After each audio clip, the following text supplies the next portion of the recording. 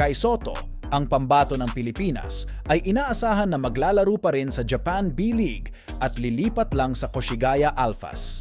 Siya lang naman daw ang pinaka-popular na Asian import sa Japan na pinag-aagawan ng iba't ibang team. Binibigyan siya ng offer na humigit kumulang $800K per year, so nasa 50 million pesos lang naman yon. Ang 22-year-old na si Sotto ay nag-a-average ng 12.8 points, 6.4 rebounds, at 1.1 blocks sa kanyang previous team na Yokohama.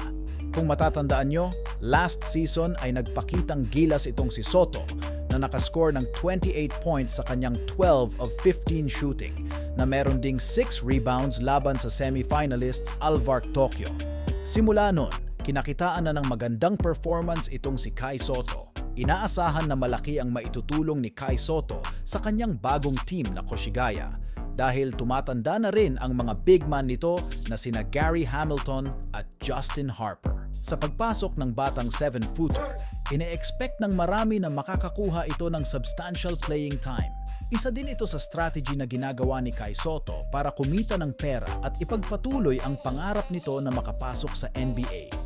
Maglalaro ba ulit sa Summer League itong si Kai Sotto? Well, hindi pa sigurado dahil nakafocus ito na makapaglaro sa Gilas Pilipinas sa nalalapit na Olympic Qualifying Tournament na gaganapin naman sa Latvia sa July.